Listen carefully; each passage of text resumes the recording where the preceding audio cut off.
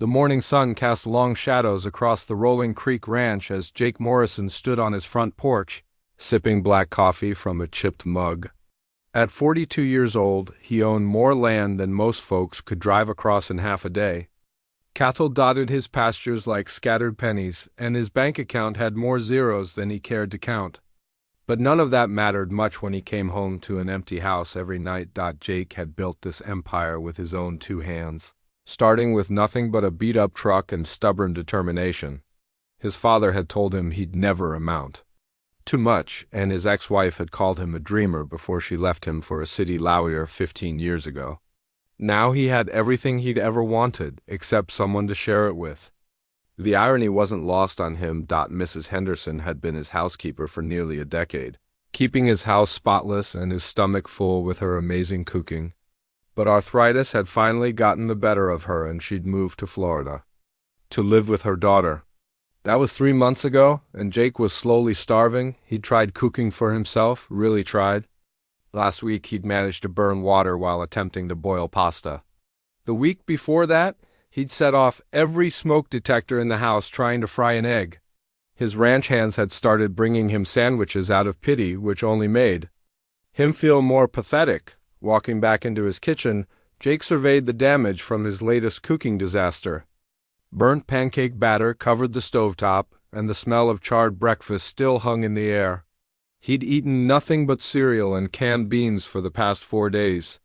Something had to change. Jake had always been a proud man, the kind who fixed his own trucks and mended his own fences. Asking for help didn't come naturally to him.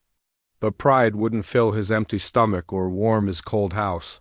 He needed a cook, plain and simple, that afternoon. He drove his pickup truck into town, past the feed store and the gas station, straight to the offices of the local newspaper. The lady behind the counter, Betty Lou, had known him since he was knee-high to a grasshopper. "Well, if it isn't Jake Morrison," she said with a knowing smile. "Let me guess, you need to place an ad for a cook." Jake raised an eyebrow. "How'd you know that?" "Honey, half the town's been talking about how skinny you're getting. Plus, I saw you buying frozen dinners at the grocery store last week. You looked like a lost puppy in that frozen food aisle." Heat crept up Jake's neck. Small towns had their drawbacks, and everyone knowing your business was definitely one of them. "Can you help me write something up?" Betty Lou pulled out a notepad and pen. "Keep it simple. What do you really need?" Jake thought for a moment. "Someone who can cook decent meals. Don't need anything fancy, just real food that won't kill me. They can live in the house if they want. Got plenty of room.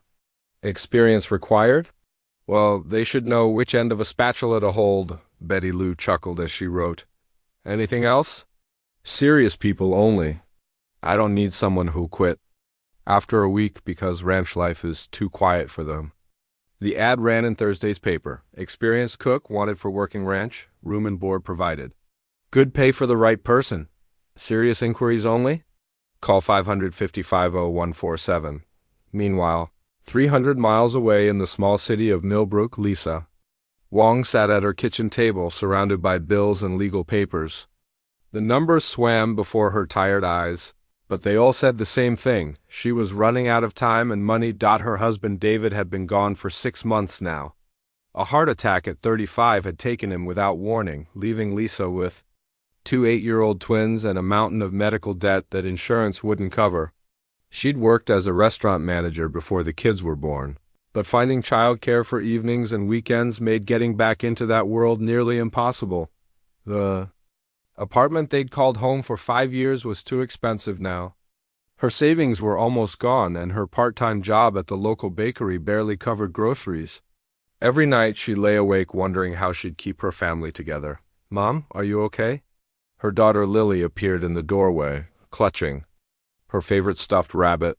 At 8 years old, Lily had her mother's dark eyes and her father's gentle nature. She worried too much for someone so young. "I'm fine, sweetheart. Just paying some bills." Lisa quickly shuffled the papers into a pile. "Where's your brother?" "Tommy's building something with his blocks. He says he's making a castle where we can all live together forever." Lisa's heart clenched. Tommy had always been the dreamer, full of big plans and endless optimism. Lately, he'd been asking when they'd have to move, and Lisa had been running out of ways to avoid the question. After tucking the twins into bed that night, Lisa found herself browsing through newspapers she'd picked up from neighboring towns, looking for any job opportunities. Most required experience she didn't have or schedules that wouldn't work with the kids. School hours. Then she saw Jake's ad, a ranch cook position with room and board. It would solve multiple problems at once: housing, income, and a chance to start fresh somewhere new. She'd learned to cook from her grandmother, who'd run a small restaurant in Chinatown for 30 years. During her marriage, she'd been the one who prepared all their meals, experimenting with both traditional Chinese dishes and American comfort food. But could she really uproot the twins and move to a place they'd never seen? Could she work for a stranger in the middle of nowhere? Lisa read the ad 3 more times before making her decision. They needed stability, and this job offered exactly that. She spent the next hour crafting a letter, highlighting her cooking experience and restaurant background. She mentioned her efficiency in managing kitchens and her ability to prepare meals for large groups. What she didn't mention were the twins. She told herself she'd explain about Lily and Tommy during the interview, once she had a chance to show her skills. Deep down, she knew she was taking a huge risk. Most single men wouldn't want children around, especially 2 energetic 8-year-olds. But she was desperate enough to take that chance. 2 days later, Jake called. His voice was deep and straightforward, no nonsense. They arranged for her to come out the following Saturday for an interview and cooking demonstration. The ranch is about an hour outside of Millbrook, he explained. Follow Highway 89 north until you see the sign for Rolling Creek Ranch. Can't miss it. After hanging up, Lisa sat in her quiet kitchen, wondering what she'd just gotten herself into. In less than a week, she'd be driving to a stranger's ranch with her children, hoping to convince him to hire a desperate widow who'd been less than completely honest in her application. But sometimes, when you're drowning, you grab onto whatever rope gets thrown your way, even if you can't see where it leads. Saturday morning arrived with a crisp autumn breeze that rustled through the oak trees lining Jake's driveway. He'd been up since 5, which wasn't unusual for a rancher, but today felt different. Nervous energy had him checking his watch every few minutes and straightening things that were already perfectly straight. Jake had spent the better part of Friday evening cleaning his house from top to bottom. Not that it was particularly messy, but he wanted to make a good impression. The kitchen especially needed attention after his latest cooking disasters. He'd even bought fresh flowers from town, though he wasn't sure why. It just seemed like something a person should do when interviewing a cook. Around 10:30, he heard the distant rumble of an engine struggling up his long gravel driveway. Jake positioned himself on the front porch, trying to look casual while his stomach did nervous flips. He expected to see either a beat-up sedan with some middle-aged woman behind the wheel, or maybe a pickup truck with a gruff-looking man who'd worked restaurant kitchens his whole life. What he didn't expect was the sight that greeted him: a faded blue minivan coughed and wheezed its way toward his house, black smoke puffing from its exhaust pipe. The vehicle looked like it had seen better days, probably several decades ago, but that wasn't what caught Jake's attention. What made his jaw drop was watching a small Asian woman step out of the driver's seat, followed immediately by 2 dark-haired children who couldn't have been more than 8 or 9 years old. Lisa's heart sank the moment she saw Jake's expression. His face went through several emotions in quick succession: surprise, confusion, and what looked suspiciously like disappointment. She'd driven 4 hours with the twins, rehearsing what she'd say, how she'd explain their situation. But now, standing in front of this tall, weathered cowboy with his arms crossed, all her carefully planned words evaporated. "You must be Lisa," Jake said, his voice carefully neutral. His eyes kept darting to the children, who stood close to their mother like 2 small guards. "Yes, and these are my children, Lily and Tommy." Lisa's voice came out smaller than she'd intended. "I know I should have mentioned them in my letter, but I was hoping we could discuss the situation in person." Tommy, always the braver of the twins, stepped forward with his hand extended. Nice to meet you, sir. Mom says you have a really big ranch with real cows. Despite his shock, Jake found himself shaking the boy's small hand. That's right, son. Got about 300 head of cattle out there. Lily remained partially hidden behind her mother, clutching a small backpack and studying Jake with serious dark eyes. She'd always been the cautious one, the twin who thought things through before acting. An awkward silence stretched between the adults while the children looked around with wide eyes. Jake's ranch house was bigger than their entire apartment back in Millbrook. The porch alone was larger than their living room. Well, Jake said finally, I suppose we should go inside and talk. The kitchen was the heart of Jake's house, with its large island, commercial-grade stove, and windows that looked out over the pastures. Lisa tried not to let her excitement show as she took in the space. It was a cook's dream, with more room and better equipment than she'd ever worked with. Can I get you folks some coffee? Or maybe some juice for the kids? Jake asked, though he realized he didn't actually have any juice. He hadn't thought about what children might want to drink. Water would be fine for all of us, Lisa said quickly. Sensing his discomfort, they sat around the large wooden table that could easily seat 12 people. Tommy immediately started running his hands along the smooth surface, marveling at its size. This table is huge. You could have a whole army. Eat here. Tommy, Lisa warned gently, remember your manners. It's okay, Jake said, surprising himself. I'd built that table myself about 10 years ago. Figured if I was going to have a big house, I might as well have furniture to match. You built this?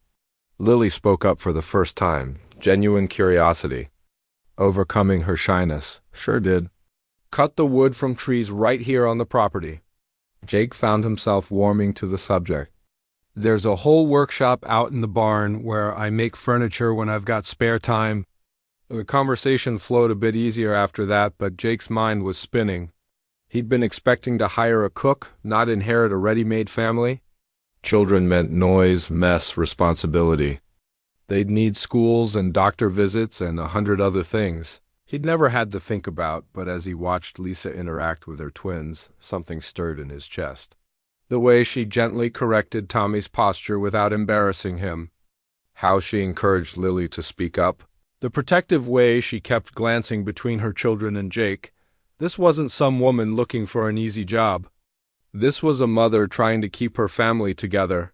I should probably explain our situation, Lisa began, her hands clasped tightly in her lap. My husband passed away earlier this year. We've been struggling financially and we need a fresh start. I know having children wasn't part of your original plan, but they're good kids. They won't be any trouble, I promise. Tommy nodded vigorously. We're super quiet.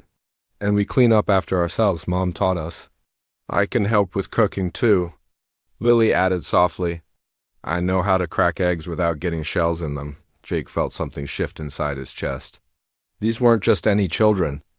They were kids who'd grown up too fast, who'd learned to be helpful because they understood their family needed them to be. Tell me about your cooking experience, Jake said to Lisa, though part of him had already made up his mind. Lisa's whole demeanor changed when she talked about food. Her eyes lit up as she described working in her grandmother's restaurant, learning traditional recipes passed down through generations. She talked about managing kitchen staff, planning menus for large groups, and adapting recipes for different dietary needs. I know I might not be what you were expecting, she said finally, but I can promise you won't find anyone who'll work harder or care more about doing a good job. Jake stood up, walking to the window that overlooked his empty pastures. He'd built this ranch as a monument to his own success, but somewhere along the way, it had become more like a beautiful prison. These 3 people had brought more life into his house in 30 minutes than it had seen in years. Tell you what, he said, turning back to face them. How about you show me what you can do in the kitchen? I've got a pantry full of ingredients, and no idea how to use most of them. Lisa's face broke into the first genuine smile he'd seen from her. I'd love to. The next hour transformed Jake's kitchen into something magical. Lisa moved with the confidence of someone who belonged in that space, her hands sure and steady as she prepared what she called comfort food fusion. Tommy and Lily helped without being asked, setting the table and fetching ingredients like they'd done it 1,000 times before. The smell that filled the house was unlike anything Jake had experienced in months. Real food, made with care and love, not desperation and smoke alarms. When they finally sat down to eat, Jake took his first bite and closed his eyes. It was perfect. Not just the food, though that was incredible, but the whole scene. Voices around. His table, laughter echoing in his kitchen, the sound of a family sharing a meal. For the first time in years, his house felt like a home. The first week at Rolling Creek Ranch felt like trying to fit puzzle pieces from different boxes together. Lisa had moved her small family into the guest wing of Jake's sprawling house, a space that was bigger than their entire apartment back in Millbrook. But size didn't make the adjustment any easier. Lisa threw herself into her new role with determination that bordered on desperation. She was up every morning at 4:30, an hour before Jake's usual wake-up time. By the time he stumbled into the kitchen for his first cup of coffee, she had fresh biscuits in the oven and bacon sizzling on the stove. The coffee was always perfect, strong enough to wake the dead, but smooth enough to drink black. "You don't have to get up this early," Jake told her on the third morning, finding her already preparing lunch for his ranch hands. "I'm used to grabbing coffee and heading out." "This is my job," Lisa replied, not looking up from the sandwiches. She was wrapping. "Besides, I want to make sure everyone starts their day with a good meal." What she didn't say was that she lived in constant fear of disappointing him. Every morning, she wondered if this would be the day he decided that hiring. A woman with 2 children had been a mistake. The twins were struggling with their own adjustments. Tommy, who had always been the more adventurous of the two, found himself overwhelmed by the vastness of the ranch. Back in the city, their world had been measured in blocks. Here, the horizon seemed to stretch forever in every direction. "Mom, how far does Mr. Jake's land go?" Tommy asked on their 4th day, standing at the kitchen window and staring out at the pastures. "Pretty far, sweetheart." "Why don't you ask him yourself?" But Tommy, despite his usual boldness, had become shy around Jake. The tall rancher wasn't. But he seemed so serious, so different from their father, who had always been quick with jokes and hugs. Lily was having an even harder time. She'd found a quiet corner in the living room where she could sit with her books, but she jumped every time Jake's boots echoed on the hardwood floors. The silence of the ranch unnerved her. In the city, there had always been traffic, neighbors, the constant hum of life. Here, the quiet was so complete it felt like the world had stopped. "I miss our old house," she whispered to Tommy one night as they lay in their new beds. "I miss hearing Mrs. Peterson's TV through the walls." "Me too," Tommy admitted. "But Mom seems happier here. Did you see her humming while she made dinner?" It was true. Despite her exhaustion, Lisa had started humming while she cooked, something she hadn't done since before their father died. The kitchen seemed to energize her in a way nothing else had in months. Jake noticed the changes in his house immediately. The constant smell of good food was obvious, but there were subtler things too. Fresh flowers appeared on tables. The windows were cleaned until they sparkled. The hardwood floors gleamed. His house had never looked better, but the children puzzled him. He'd expected noise, chaos, the kind of disruption that comes with kids. Instead, Tommy and Lily moved through his house like quiet ghosts, careful not to touch anything, speaking in whispers when they thought he might hear.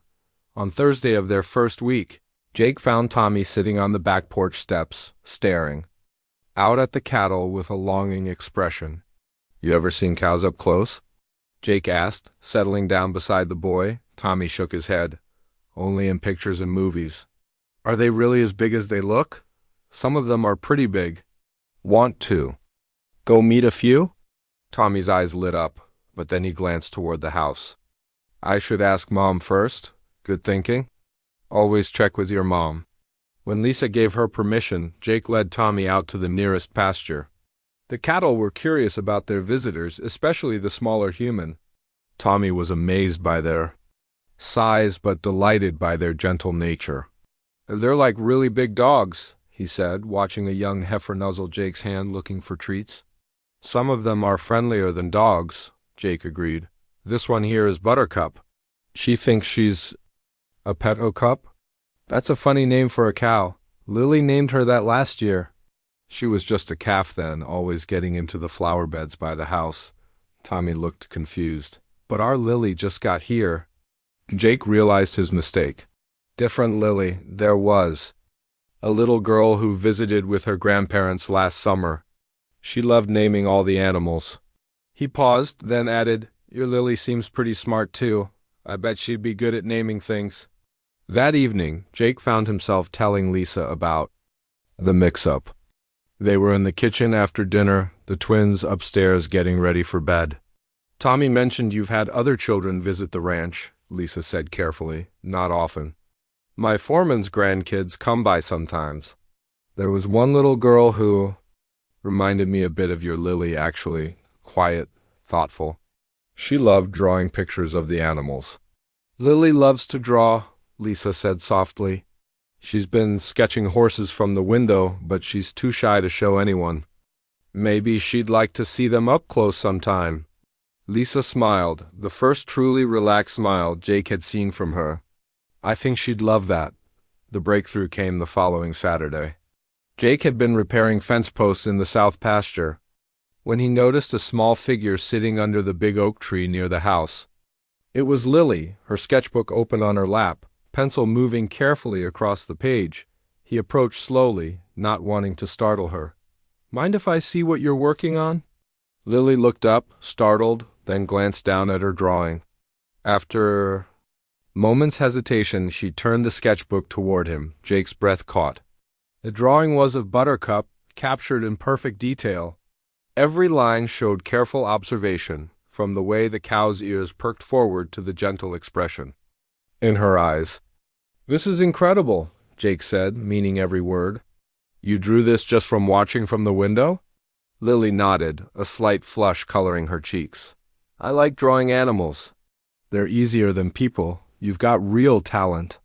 Would you like to come closer to the pasture? I could show you some of the other animals." For the first time since arriving at the ranch, Lily smiled. "Could I bring my sketchbook?" "Absolutely." That afternoon, Jake found himself playing tour guide to a quiet 8-year-old girl who saw his ranch through completely different eyes. She noticed things he'd stopped seeing long ago, the way the afternoon light caught the horses' manes, how the chickens had different personalities, the graceful way the barn cats moved through the hay. "That horse over there," Lily said, pointing to a paint mare in the far paddock. "She looks sad." Jake followed her gaze to Patches, a mare he'd rescued from a bad situation 2 years ago. "She's been through some tough times. It takes her a while to trust new people, like me and Tommy," Lily said quietly. "Yeah," Jake agreed, "like you and Tommy." They stood in comfortable silence, watching the horses graze. Finally, Lily spoke again. "Do you think she ever stopped being scared?" Jake looked down at this serious little girl and saw more understanding in her eyes than most adults possessed. "I think with enough patience and kindness, everyone can learn to trust again, animals and people." That evening, Tommy burst into the kitchen where Lisa was preparing dinner. "Mom, Mr. Jake showed me how to milk a cow." And Lily drew a picture of me doing it. For the first time since arriving at the ranch, both children were talking over each other, excited to share their day.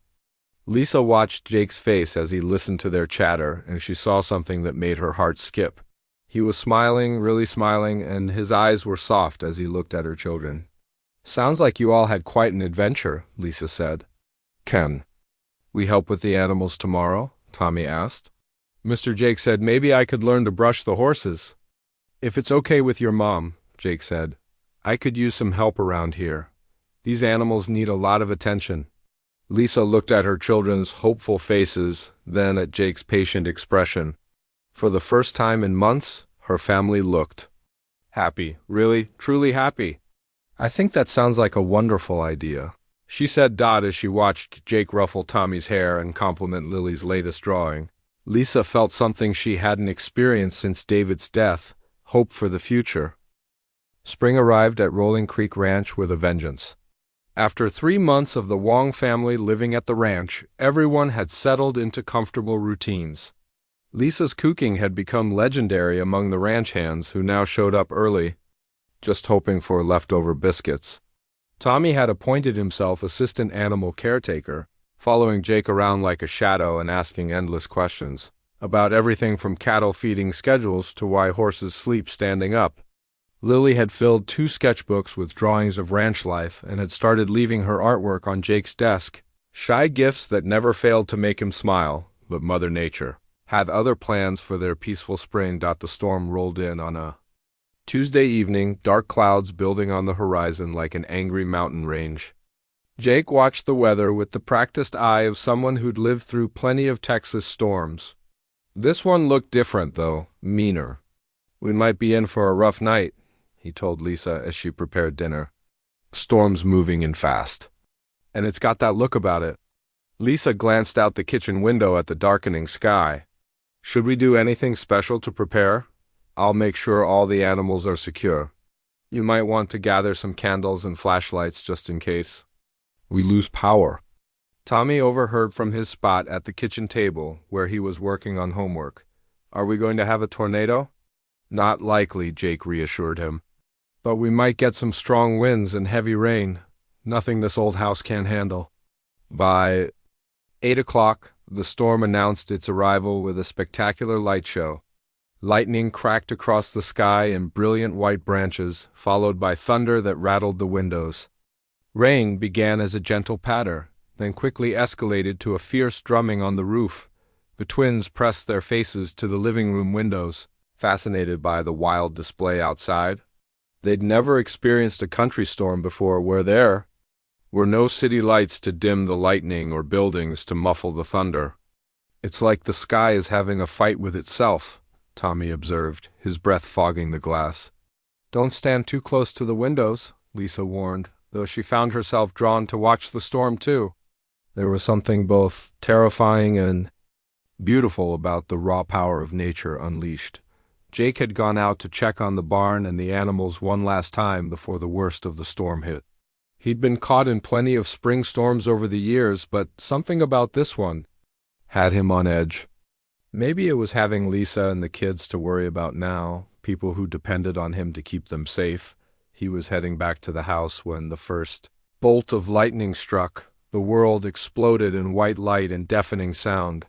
Jake felt the electricity in the air, tasted metal on his tongue, and knew immediately what had happened. The lightning had hit the old barn. "Fire!" he shouted, though no one could hear him over the storm. Orange flames were already licking at the barn roof, growing stronger despite the rain. Back in the house, Lisa saw the flash that lit up the entire property brighter than daylight. When her vision cleared, she saw Jake running toward the barn, and her heart stopped. Flames were visible through the rain, and she realized their safe haven was under attack. "Stay here," she told the twins, her voice sharp with authority they'd never heard before. "Do not leave this house." "Mom, what's happening?" Lily asked, fear making her voice small. "The barn caught fire. I need to help Mr. Jake." Lisa was all ready, grabbing her coat and rain boots. "Tommy, you're in charge. Keep your sister safe and stay away from the windows." Tommy straightened up, understanding the seriousness in his mother's voice. "I will, Mom. Be careful." Lisa ran into the storm rain, immediately soaking through her jacket. She could see Jake and 2 of his ranch hands who lived in the bunkhouse nearby, all of them working frantically with garden hoses and buckets. The fire was spreading fast despite the rain, fed by old dry hay stored in the loft. "What can I do?" she shouted over the storm. "Call the fire department," Jake yelled back. "Then get more buckets from the house." Lisa sprinted back to the house where she found the twins exactly where she'd left them, huddled together on the couch. Tommy had his arm around Lily, both of them staring out at the chaos with wide eyes.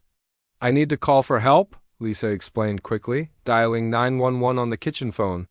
The fire department was 20 minutes away on a good day, longer in this storm. When she returned with every bucket, pot, and container she could find, the twins followed despite her earlier instructions. "We want to help," Tommy said, his jaw set with determination that reminded Lisa of his father. "It's too dangerous," Lisa started to protest. "Mom," Lily spoke up quietly, "we're a family now. Families help each other." looking at her children's serious faces. Lisa felt a surge of pride mixed with fear. They were right, though. They were a family now, all of them. "Stay close to the house," she said finally. "You can help by organizing supplies and keeping track of what we need." For the next 2 hours, they all worked together as a team. The twins ferried supplies back and forth from the house, staying safely away from the actual fire but contributing in every way they could.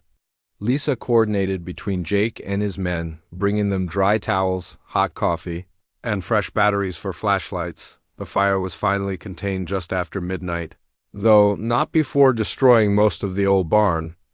Everyone was exhausted, soaked, and covered in soot, but they prevented the flames from spreading to other buildings or threatening the animals.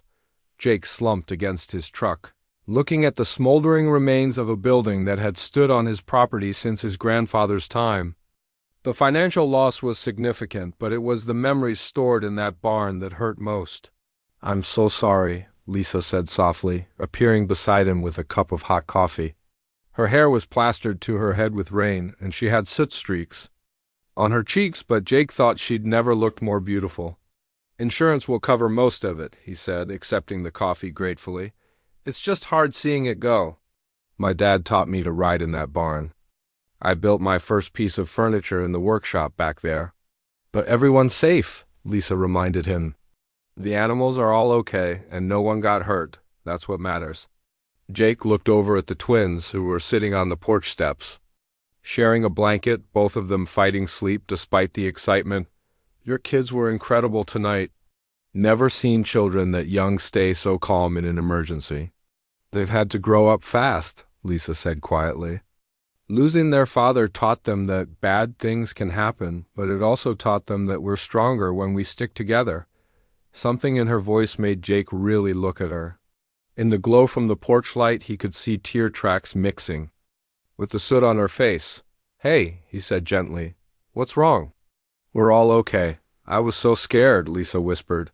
"When I saw you running toward that fire, I thought I couldn't bear the thought of losing someone else important to me." The words hung in the air between them, heavy with meaning. Jake set down his coffee cup and turned to face her fully. "Lisa," he started, but she shook her head. "I know this is just a job for you. I know we're just your employees. But tonight, when I thought something might happen to you, I realized that somewhere along the way, this place started feeling like home." "You started feeling like family?" Jake felt something shift in his chest, like a door he'd kept locked for years finally opening. "It hasn't been just a job for me in a long time," he admitted. "You three have changed everything. This house was just a building before you got here. Now it's actually a home." They stood in comfortable silence, watching the last wisps of smoke rise from the barn ruins.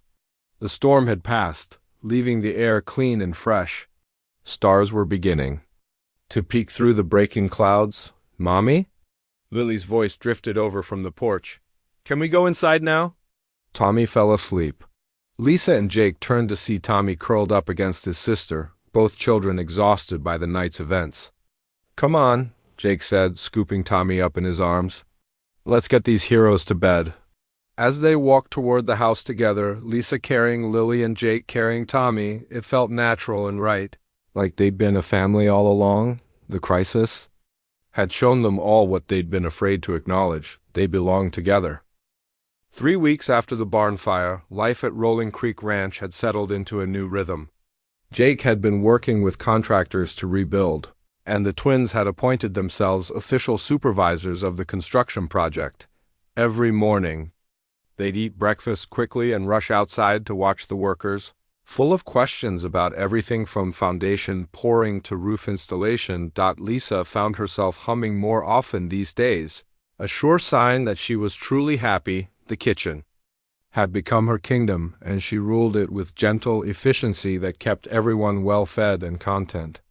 The ranch hands had started bringing their friends around just for the chance to taste her cooking, and Jake had caught himself bragging about his cook to anyone who'd listen. But their peaceful world was about to be shattered. The knock on the front door came on a Tuesday morning while Jake was out checking cattle and the twins were at school. Lisa wiped her flour-covered hands on her apron and went to answer it. expecting to see the mail carrier or maybe one of the construction workers instead? She found herself face to face with a man in an expensive suit who looked completely out of place on a ranch. He was holding a briefcase and wearing the kind of shoes that cost more than most people made in a month. "Mrs. Wong?" His voice was sharp, businesslike. "I'm Richard Sterling from Sterling and Associates Legal Services. We need to discuss some urgent matters regarding your financial obligations." Lisa's blood turned to ice. She'd been dreading this moment for months, hoping against hope that her old life would never catch up with her new one.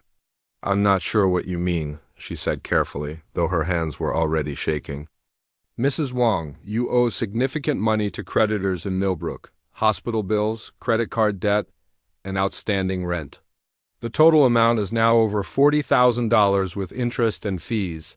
The number hit Lisa like a physical blow. When she'd left Millbrook, the debt had been bad but manageable. She'd been making small payments when she could. But $40,000? That was more money than she'd ever seen in her life. "I've been making payments," she said weakly. "Insufficient payments, Mrs. Wong. Your creditors have been patient." "The patience has limits. You have 30 days to pay the full amount or legal action will be taken. That includes wage garnishment and seizure of assets." Lisa sank onto the porch step, her legs suddenly unable to support her. "I don't have that kind of money." "Then I suggest you find it." "Good day, Mrs. Wong." The lawyer left, but his words echoed in Lisa's mind like thunder. $40,000, 30 days. Legal action. The beautiful life she'd built here was about to crumble, and there was nothing she could do to stop it. Jake found her an hour later, still sitting on the porch steps with tears streaming down her face. She was clutching a stack of legal papers, her shoulders shaking with silent sobs. "Lisa, what happened?" He sat down beside her, his voice full of concern. "I have to leave," she whispered without looking up. "I have to take the kids and go." "What are you talking about?" Through her tears, Lisa told him everything about David's medical bills that insurance wouldn't cover, about the credit card she'd used to keep food on the table after he died, about the impossible choice between paying rent and keeping the electricity on, about running away to his ranch, hoping to start fresh. "I lied to you," she said finally. "I'm not just a widow looking for work. I'm a woman running from debts I can't pay, and now they found me." Jake listened without interrupting, his jaw tightening as he understood the full scope of what she'd been carrying alone. When she finished, he was quiet for a long moment. $40,000, he said. "Finally, I know it's a lot of money. I know there's no way I can ever pay it back.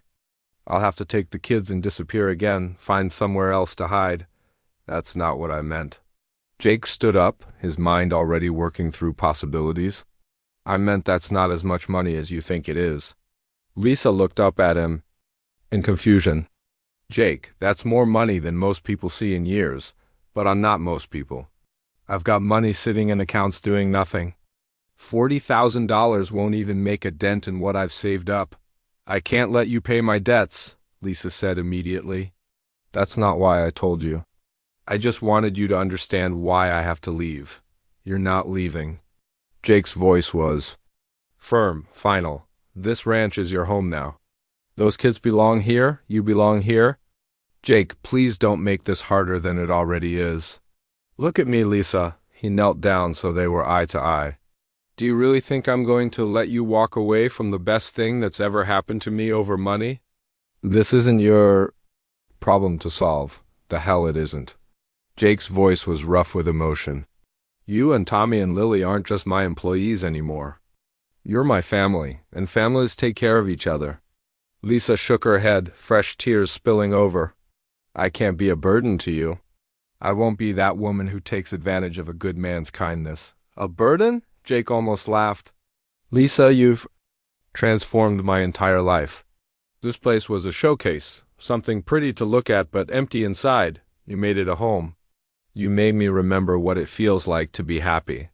But $40,000 is just money, and money is replaceable. You aren't." They sat in silence for a moment, the weight of his words settling between them. Finally, Jake spoke again, his voice softer. There's something else I need to tell you. Something I probably should have said weeks ago. Lisa looked up at him, seeing something new in his expression. I love you, he said simply. I love the way you hum while you cook. I love watching you help the twins with their homework. I love how you've made my house feel alive. I love that you see the good in everything, even when life has been hard on you.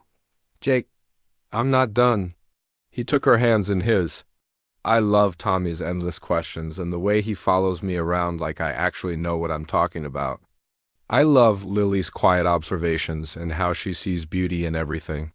I love that they've taught me what it means to be needed, really needed. Lisa felt her heart breaking and healing at the same time. I love you too, she whispered. All of you, this place. But that doesn't change the reality of what I owe. Then marry me. The words hung in the air between them, simple and profound. What? Marry me, Lisa, not because of the money, but because I can't imagine my life without you three in it. Because when I think about the future, all I see is growing old with you, watching the twins graduate, and maybe having more kids to chase around this ranch. Jake, you can't just propose to solve my financial problems. I'm not proposing to solve your problems. I'm proposing because you already solved mine. Jake smiled, the first real smile she'd seen from him since the lawyer left. The money thing is just practical. Husbands help their wives with debt. It's what we do. Lisa looked at this good, honest man who was offering her everything she'd ever dreamed of. Security for her children, love for herself, and a future that stretched out bright and hopeful. The twins, she said finally. What about Tommy and Lily? What about them? They'll be my kids too, officially. I want to adopt them, give them my name, make sure they know they belong here forever. At that moment, the school bus pulled up, and Tommy and Lily came running across the yard, backpacks bouncing. Mom! Mom! Tommy called out. Guess what happened? At school today. They stopped short when they saw the serious expressions on the adults' faces. What's wrong? Lily asked quietly, her artist's eye picking up on the tension immediately. Jake looked at Lisa, a question in his eyes. She nodded slowly. Kids, Jake said, how would you feel about me becoming your dad? For real, officially. Tommy's eyes went wide. You mean like adoption? That's exactly what I mean. Would we get to keep living here? Lily asked practically. Forever, Jake promised. This would be your home, no matter what. Tommy whooped and threw himself at Jake, who caught him in a bear hug. Lily was more reserved, but she smiled and leaned against her mother. Does this mean you and Mom are getting married? She asked. If she have me, Jake said, looking at Lisa with hope and love shining in his eyes. Lisa looked around at her makeshift family, this man who'd given them shelter and become so much more, these children who'd grown confident and happy in the safety of the ranch, this place that had welcomed them when they had nowhere else to go. Yes, she said, laughing through her tears. Yes to all of it. 1 year later, Lisa stood in the same kitchen where she'd first cooked for Jake, wearing a simple white dress and his grandmother's wedding ring. The ceremony had been small, just family and close friends, held in the rebuilt barn that now stood. Stronger than ever, Tommy and Lily had walked her down the aisle, both of them beaming with pride. Jake had waited at the altar with tears in his eyes. Looking like a man who'd won the lottery, the lawyer's papers were framed on the wall now, not as a reminder of debt, but as a testament to how love can conquer even the most impossible circumstances. The debt had been paid within a week of Jake's proposal, and the legal threats had disappeared as quickly as they'd arrived. What are you thinking about? Jake asked, coming up behind her and wrapping his arms around her waist. Just remembering. That newspaper ad you placed, Lisa said, leaning back against his chest. Cook wanted for working ranch. Best investment I ever made, Jake murmured against her hair.